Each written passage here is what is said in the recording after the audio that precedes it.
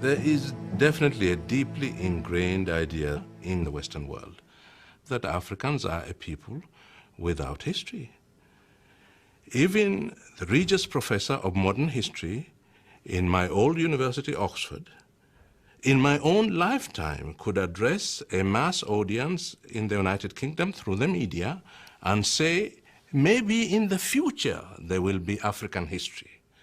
But at the moment, there is none. There is only the history of Europeans in Africa. The rest is darkness, and darkness is not a subject of history. The great African civilizations relied on an oral tradition to pass on their ancient legends of mighty chiefs and tribal conflicts. Generation after generation heard these stories, but gradually the memories faded. Even the names of kings were forgotten. With no written record, the mighty empires of Africa's past became as vulnerable as their land.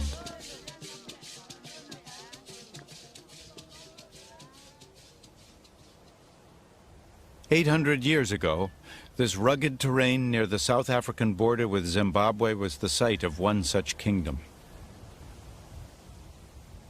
All outward signs of their civilization have long vanished, yet the local Venda people know, through whispers from their ancestors, that great kings and queens were once buried here, high above the bushveld on the summit of a cliff.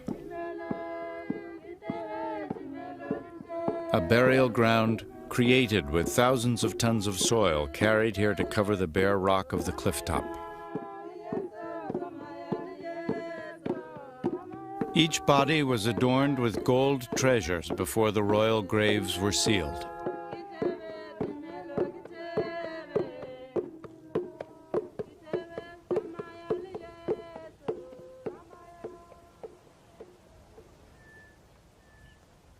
Eight centuries later, in 1932, an Afrikaner adventurer with a thirst for gold persuaded a local villager to take him to the ancestral burial site of Mapungubwe. Today, Ernst van Graan, grandson of the explorer, retraces that journey. Well, my grandfather, he was a treasure hunter. He was always interested in finding gold, and he was actually looking for this place for almost 5 years. Centuries of superstition had protected this royal burial ground from theft. Their guide dared not even look at this sacred hill, fearing he would be struck blind. The local Venda people, they call this hill Mapungubwe, the hill of the jackal. And they call it the hill of the jackal because they believe there's evil spirits and things going around there. When they approached the hill, there was these vertical cliffs, and it seems to be impossible to get onto the hill. And then they found this secret passage going up behind me.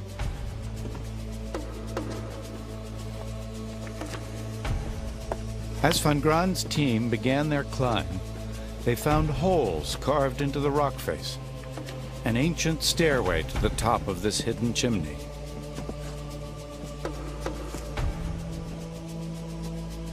They feared the climb to the royal burial site could well be booby-trapped, with giant boulders poised to fall and crush them at any moment. But their ascent was safe. They were about to uncover some of the last remaining royal treasure in all of southern Africa. Normally, recovered gold objects were destined for the melting pot. Another important chapter in African history would have been doomed. And originally that was their plan. Luckily, at the last moment, Van Graan Jr. suffered a pang of conscience. Among the finds were a golden scepter and a gold rhinoceros. Small trinkets compared to Tutankhamun's treasures, yet they were the few precious remaining links to a long-forgotten past.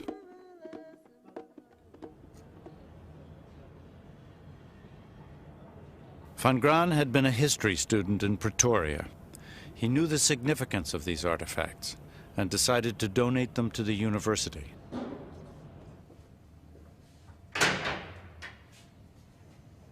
Though rescued, these treasures remain hidden from public view, locked away in archaeology department vaults. Pottery later excavated at the site proved there was once an enormous settlement at Mapungubwe. Yet to this day, the University of Pretoria has allowed only a few archaeologists access to these remarkable finds. These are the most important artifacts in sub-Saharan Africa, reluctantly brought out to be photographed on special occasions, then locked away again. They might as well still be buried. All this secrecy has its roots in apartheid. Dutch settlers maintained that blacks and whites had arrived in the area at roughly the same time, giving them equal claim to the territory. When radiocarbon dating placed Mapungubwe as early as 1200 AD, white South Africans were stunned. They refused to believe blacks had arrived in the region more than 400 years earlier than the first white settlers. The Afrikaner scientists tested and retested Mapungubwe, making it one of the most radiocarbon-dated sites in all of southern Africa. Yet the result was always the same, 1200 AD. With many white settlers in southern Africa, much of their argument had rested on the proposition much of this land was, in any case, free of African people. What do you mean it belongs to Africa? We arrived at about the same time as the Africans, so they have no greater claim than we have, so we have as much right as they have. So to tell them that, look, but they were here hundreds of years before you, undermines some of their basic claim to a special status in Southern Africa.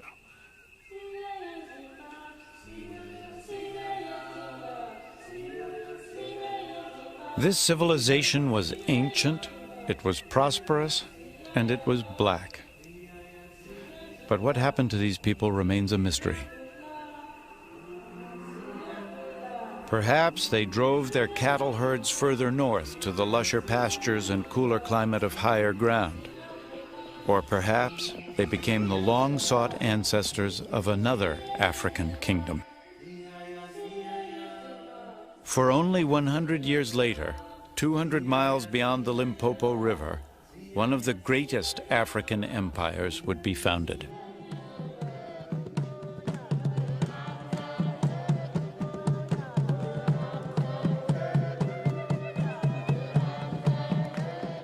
While Europe was in the Middle Ages, southern Africa was dominated by the Kingdom of Great Zimbabwe.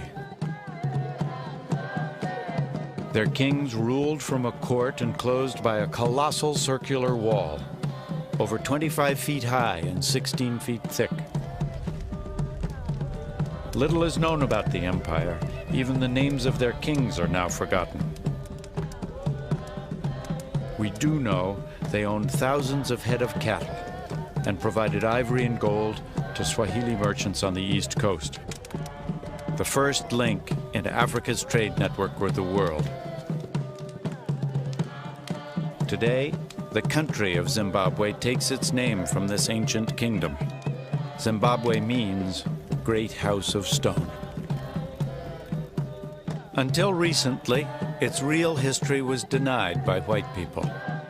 They were convinced that black Africans could not have created such monumental structures.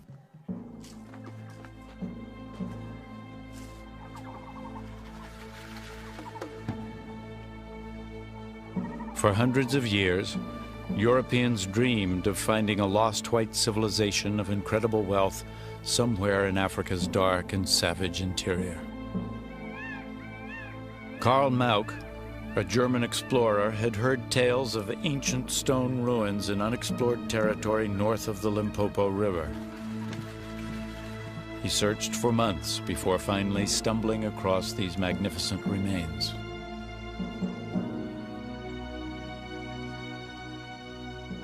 Tuesday, 5 September 1871. I saw a short distance away an apparently round edifice. It's built without any mortar of hewn granite slabs. The outer wall is about 150 yards in diameter. The local natives call these ruins Zimbabwe. Mauk was overcome by the splendor and sophistication of these ruins. But believing black Africans too primitive to build such walls, he was convinced they were the work of a lost white tribe. Finally, I stopped in front of a tower-like structure. It stood quite undamaged. I learned from the local inhabitants that they themselves have only lived here from about 40 years ago, that the region was quite uninhabited before that time. All are absolutely convinced that white people once inhabited the region. He drew African artifacts in his notebook, but refused to believe that this city was built by blacks. Finally, he found evidence he believed would prove his theories. I cut some splinters off the crossbeam. A comparison with the wood of my pencil shows that it must be cedar wood, and this must have come from the Lebanon. Furthermore, only the Phoenicians could have brought it there. Solomon used a lot of cedar wood for the building of his palaces, and these ruins are an imitation of Solomon's buildings in Jerusalem. The great woman who built the enclosure could have been none other than the Queen of Sheba.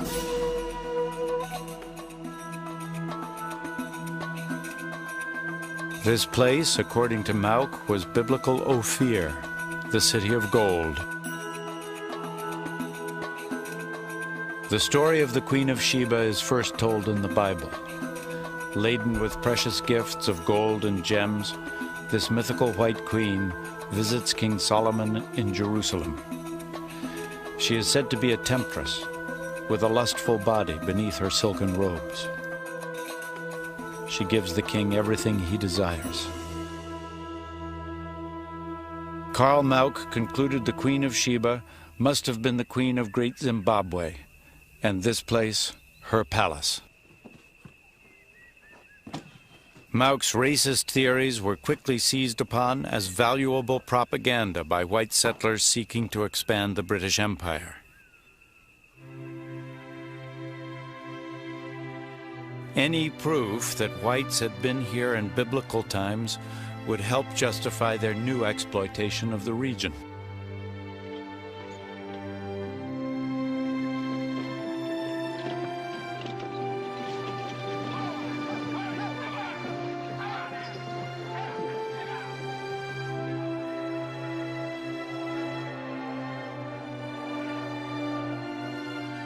By the middle of 1890, Cecil Rhodes, a wealthy British industrialist, had founded Rhodesia, a country that remained under white rule until 1980, when the black majority renamed it Zimbabwe. Rhodes carved out for himself thousands of miles of land, rich in diamonds and gold, including the ruins of Great Zimbabwe.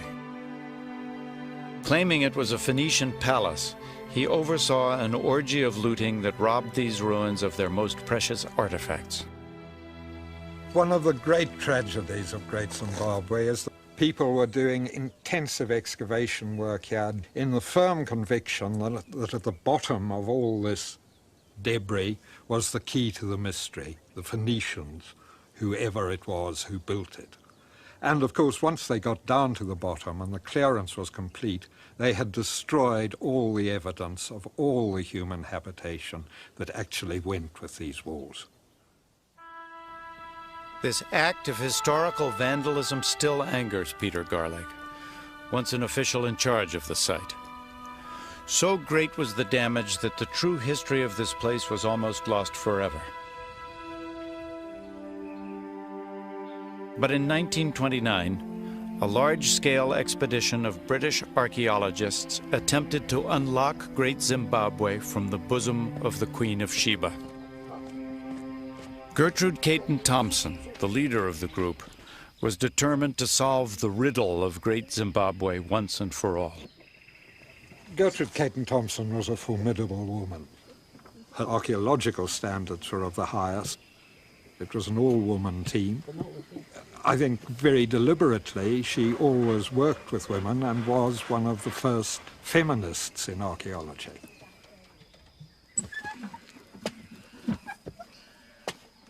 After weeks of digging, her team still hadn't found enough material to date the site. Demoralized, they sought another area worth exploring. Caton Thompson needed to locate unpillaged ruins. A determined explorer, she persuaded a friend to loan her an airplane.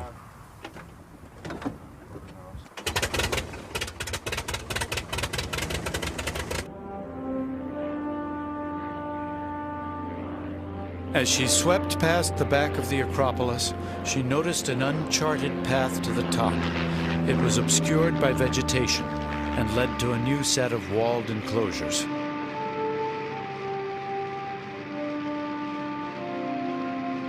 At last, she had found a place untouched by white hands.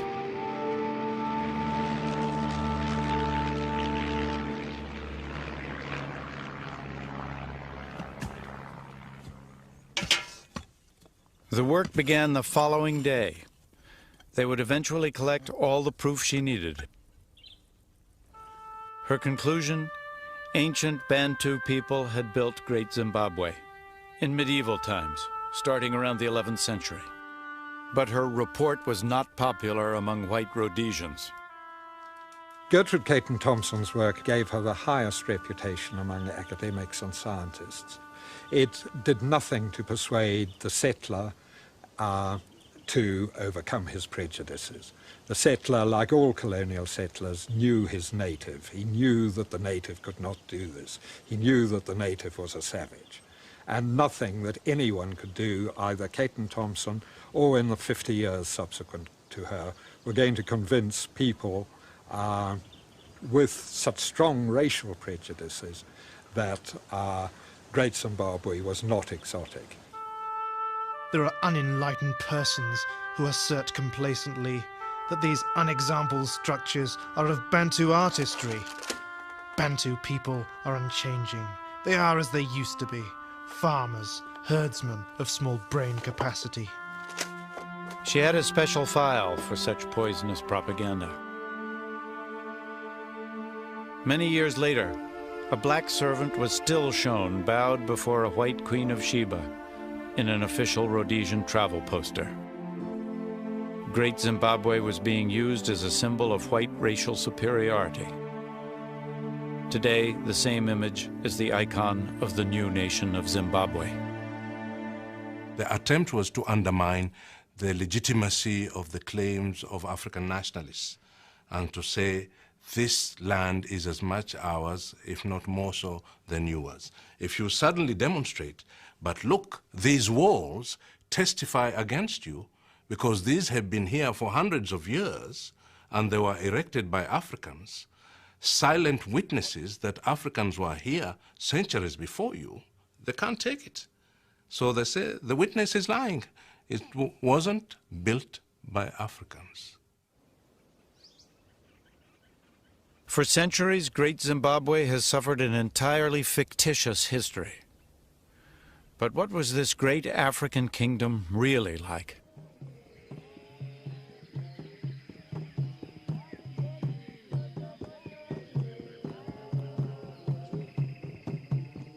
In its heyday during the 14th century, Great Zimbabwe was a thriving metropolis, unique in all of Africa. It was as big as London at the time, with a population as large as 18,000 crammed into just a few square miles. Inside its great stone walls was sub-Saharan Africa's oldest known urban culture. The noise must have been overwhelming. Smoke from hundreds of cooking fires would have darkened the sky. It was the capital of an empire that stretched for thousands of miles and contained hundreds of mini-Zimbabwes, each with its own ruler. In Great Zimbabwe, a king's influence carried on long after he died. spirits of ancestors remained an ongoing presence, both as powerful rulers and spiritual advisors. Today, the local Shona people are thought to be descendants of the people that built Great Zimbabwe. In modern Shona culture, the spirits of ancestors are still regularly contacted through a ceremony performed by a medium in a cave below the Acropolis ruins. The Shona are very religious people. They believe strongly that their ancestors are not dead and gone forever, that they are alive. Through their mediums, they can punish them, they can bless them, they can pray for them. And therefore, if you don't follow what they say, you are likely to come into misfortune. Stan Mudinge, a Zimbabwean government minister, has studied the ancestors of the Shona people.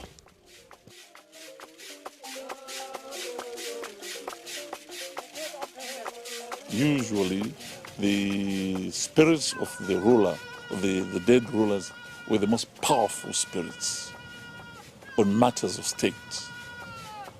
And these spirits possess mediums, and they become, in every respect, the emperor back in human form.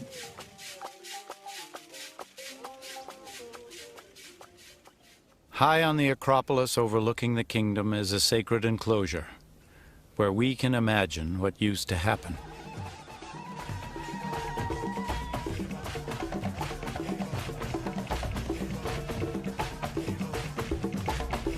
During times of trouble, the king would come here to pay tribute to his ancestors and ask for guidance from his spirit medium. The medium would work himself into a trance and be taken over by the spirit of a long-dead ruler.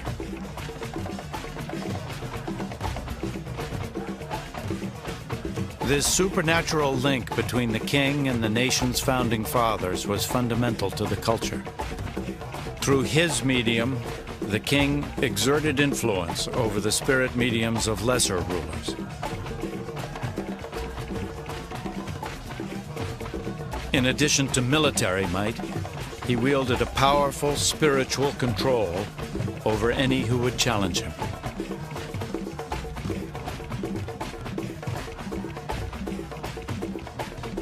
You didn't need a huge army to control. You had control psychologically. You could make people peaceful. You could make the pronouncements which people will follow and will obey. These great stone birds were symbols of that power and are among the few icons to be salvaged from this sacred place. This was a civilization which represented the highest achievement of the Bantu-speaking people in this part of Africa.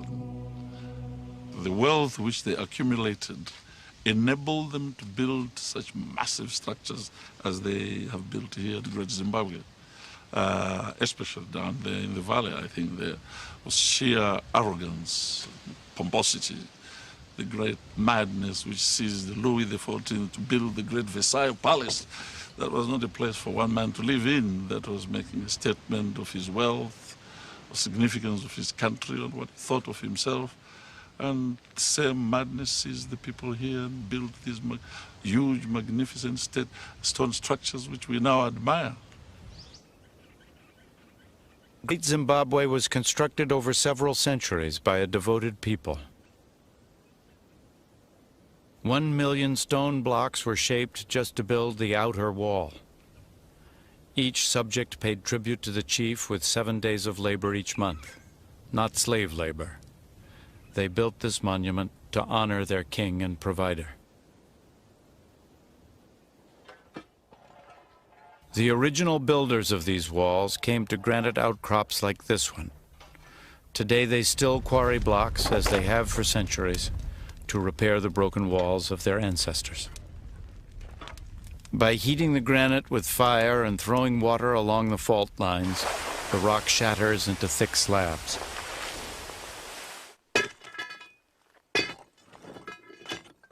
Then begins the slow process of breaking and shaping the rocks for the dry stone walls.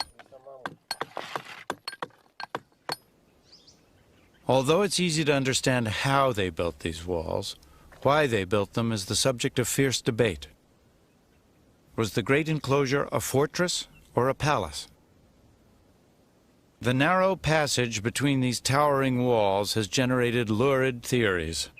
Many believe it stopped men from spying during female initiation ceremonies. Most likely, though, it was simply to maintain absolute privacy for the royal household. That still leaves the enigma of the giant cone-shaped tower.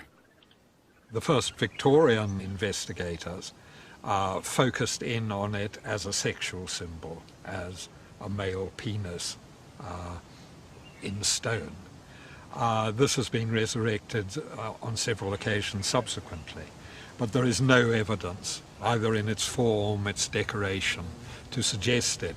There are fragmentary traditions that suggest that it represents in stone the great clay grain bins in which the staple food was stored. And this makes some sort of sense of the monarch, the king, as provider of his people's food. Funding this vast construction in the 1300s required a booming economy. And the source of that wealth was cattle. A chief's status was based on the number of cattle he owned. A rich man would have many cattle, so he could afford many wives, who would bear him many children, who would provide more labor to cultivate more land. During the dry season, when there was little work, farmers became gold miners.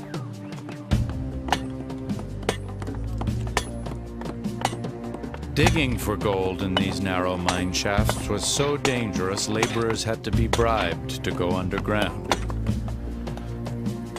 Most preferred panning in the riverbeds.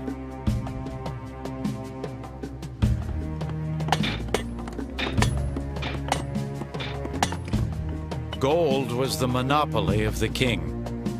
He paid his miners in cattle, reserving the gold for himself, for exchange and barter with the Swahili merchants of the East African coast.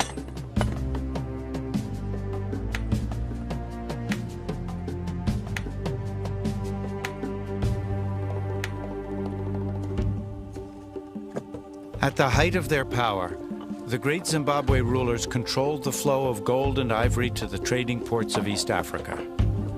And this trade would fuel construction of some of the most magnificent cities in the ancient world.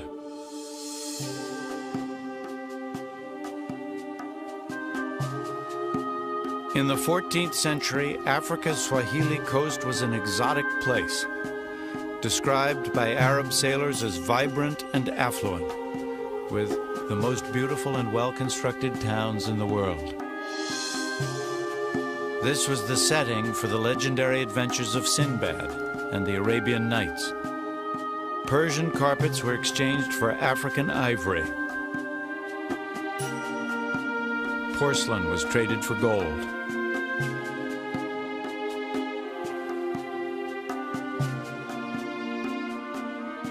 Merchants who came from India and Arabia, even from the Far East, had to deal with Swahili brokers, medieval middlemen, who were their only link to goods from Africa's interior.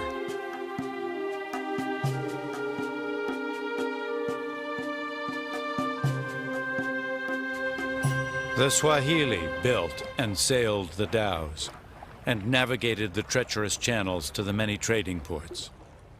By controlling the sea, they maintained firm control over all commerce in the region.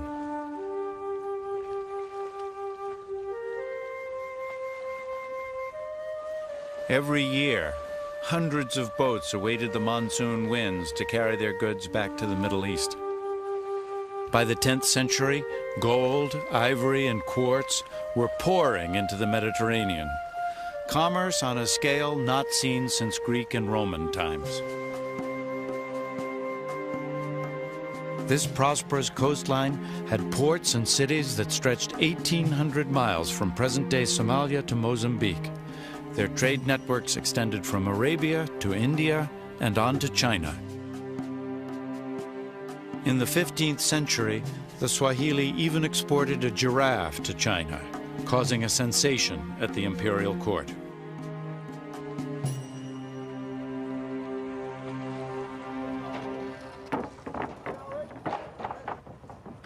This extensive contact with other cultures produced a cosmopolitan society, influenced by both Arab and Indian traditions.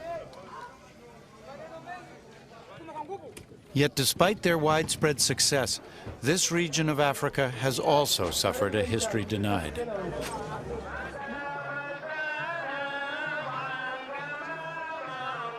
The confusion can be traced back to the first Arab traders and the introduction of Islam. The Swahili adopted Islam 1,000 years ago, and this shared religious code helped create mutual trust in business deals. The call to prayer would have brought together the Arab traders and the African merchants. They would have washed in cisterns like these, then entered mosques as grand as the medieval cathedrals of Europe.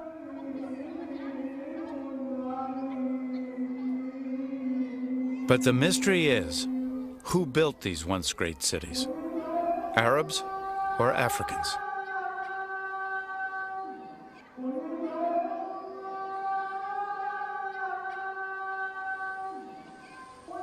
Archaeologist Mark Horton is studying the ghost towns of Africa's coast.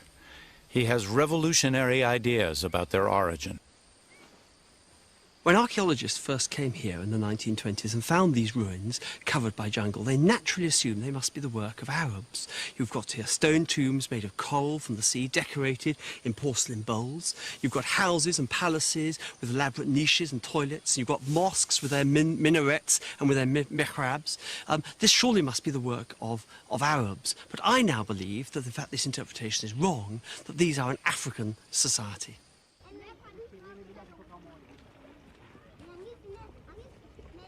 The raw material for these towns was mined from coral deposits. Until recently, it was assumed Arab settlers used African slaves to build their mosques and palaces. Once again, many found it hard to imagine Africans constructing permanent buildings.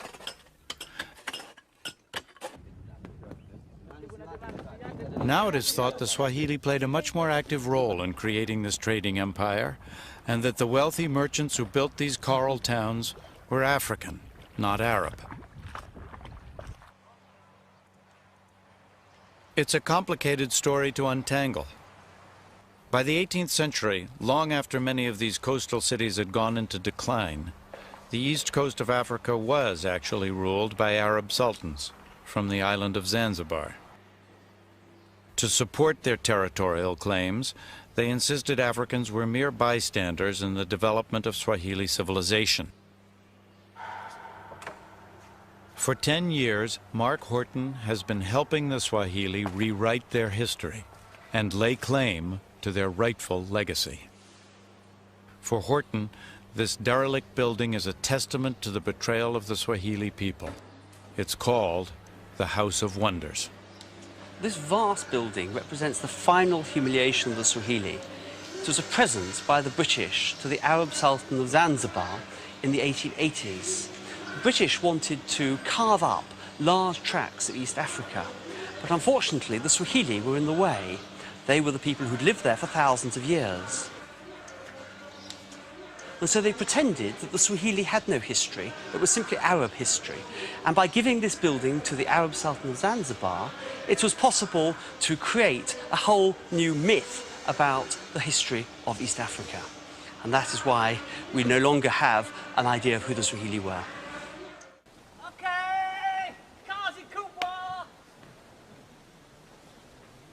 Horton believes the only way to find out who they were is by digging. His goal? To find evidence of an early African settlement on the island of Pemba off the Tanzanian coast. He leads his team of workers to a site where he thinks he has found the legendary city of Kanbalu. According to Arab records from the 10th century, Kanbalu was the first Muslim city on the Swahili coast, so it is of crucial importance. In the best African tradition, Horton issues orders from his perch while his wife Kate digs below. They are starting to uncover the floor of a mosque that has completely collapsed. Horton hopes it will reveal how Islam came to East Africa.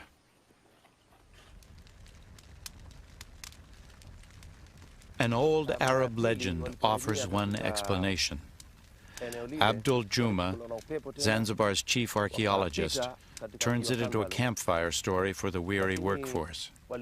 It comes from the journal of an Arab explorer.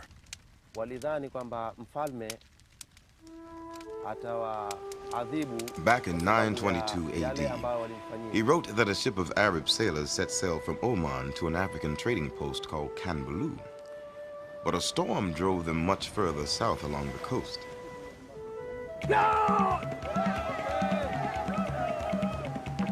Now, the people of this coast were reputed to be cannibals, so the sailors feared for their lives.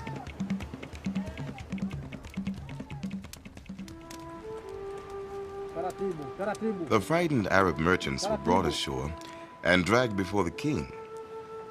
Luckily, he seemed more interested in trading than eating. He was dazzled by the Arabian jewels, so they exchanged presents. The sailors had good reason to praise Allah. When it was time to go, they invited the king onto the ship to say farewell. The Arab captain had a wicked thought. In the Oman slave market, this African king could fetch 30 dinars. He gave the order to sail. And when they reached Oman, the king was sold into slavery.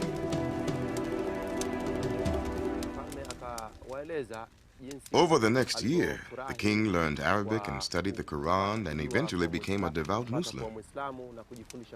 Then one day he escaped from his master and walked back thousands of miles to his village. Several years later, the Arab captain who had betrayed the king set sail on another voyage to Kanbalu. Once again, their ship was blown south. Once again, they found themselves off the land of Zanj. The Arab merchants were stunned to see the king they had sold years before and begged for mercy. "Go, you traitors," he said. "If I have forgiven you, it is because through me you have introduced my people to Islam. So in future, when Muslims come here, we will treat each other like brothers." This time, the king did not see them off.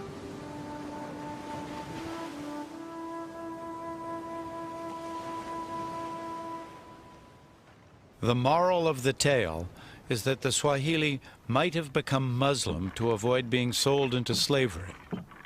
Horton thinks the spread of Islam along the Swahili corridor was a kind of insurance policy against the Arab slave trade. Kanbalu, the Arab captain's destination in the tale, was a thriving trading port along the east coast of Africa. If this is Kanbalu Horton has found, then beneath the floor of this stone mosque, there could well be earlier mosques built in a more traditional African style.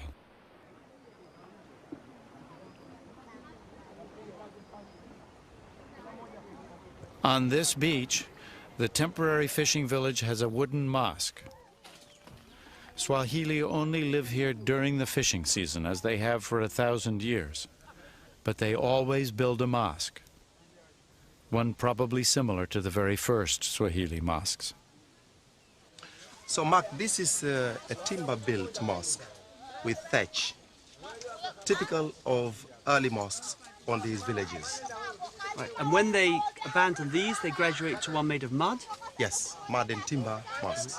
And usually it becomes larger than this timber mosque. And then, again, one then has a stone one? Yes, they built a stone on the same spot. So, one on top of another. On top of another.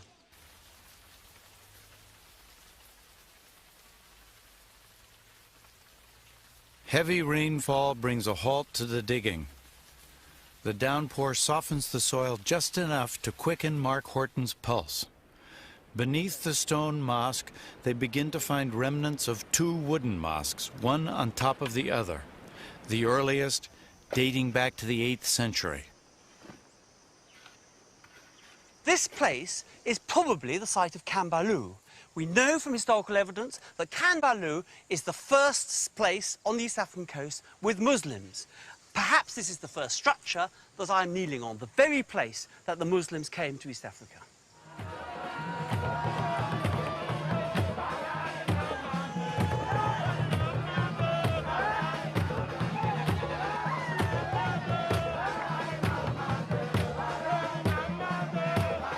A Muslim festival honors the birth of Mohammed, but on the Kenyan island of Lamu, the celebration pulses to a uniquely African rhythm. The clans race dhows around the archipelago and surge along the harbor front. Islam may have come from Arabia, but this is a Swahili celebration in a Swahili town. Yet even many Swahili continue to believe the foundations of their civilization are Arab. Some of the confusion was self-perpetrated in the sense that many Muslims among the Swahili people preferred to identify themselves in Arab terms. So they added to their racist tendencies of outsiders who wanted to deny Africans any credit anyhow. So these Muslims had quasi-religious reasons for self-Arabization, and Western observers had racist reasons for crediting the Arabs with Swahili civilization. And the two forms of reasons converged to create the confusion.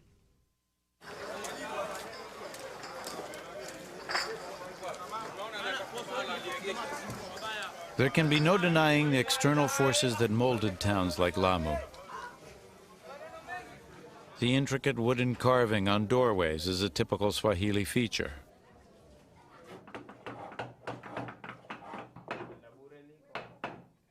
Perhaps several centuries ago, Indian craftsmen visited and taught Africans how to carve elaborate designs into wood.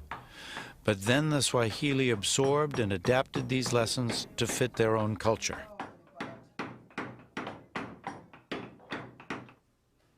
Perhaps Persians introduced the ornate designs carved into the walls of houses. But today, Swahili craftsmen practice the art of molding wet plaster.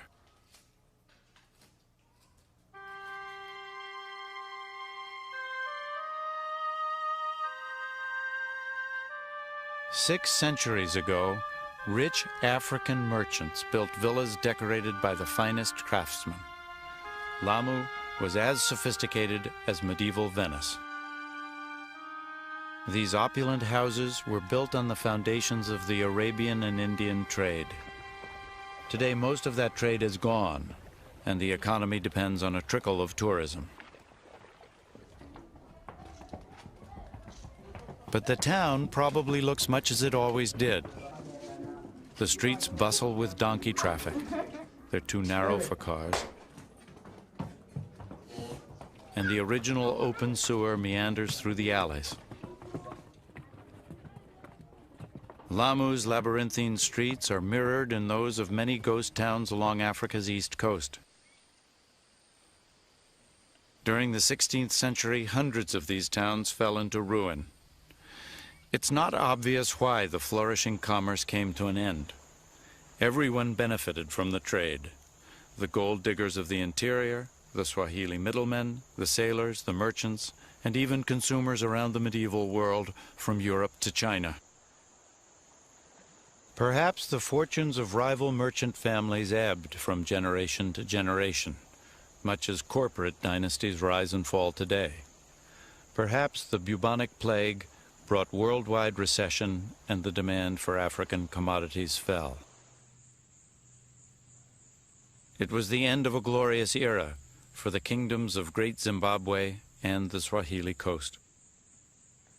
By the end of the 1500s, the buildings would lie forgotten. but their cultural legacy would suffer an even worse fate.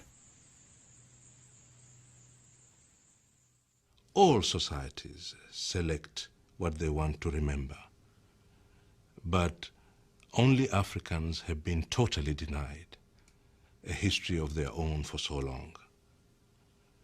But remember, this is where our species began on present evidence. This is where the first humans walked on Earth. So the first habitat of the human species seems to be the last to be properly understood. We are paying a price for not understanding it.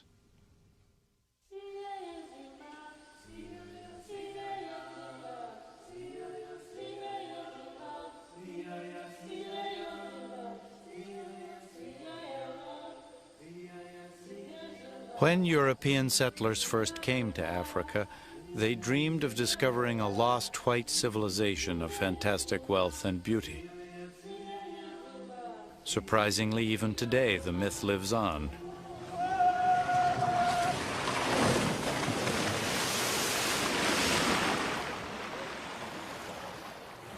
This is South Africa's lost city, a living monument to an imaginary lost white tribe. It's part of the Sun City Resort, one of the most luxurious theme parks in the world. The artificial beach is packed with white South Africans on vacation.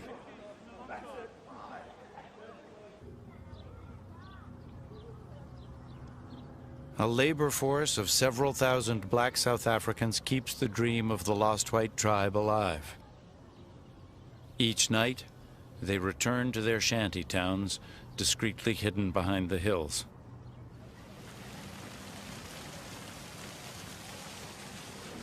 Perhaps in centuries to come, when future archaeologists uncover these ruins, they'll identify them as the remnants of a lost white tribe of Africa. Only perhaps this time they'll be right.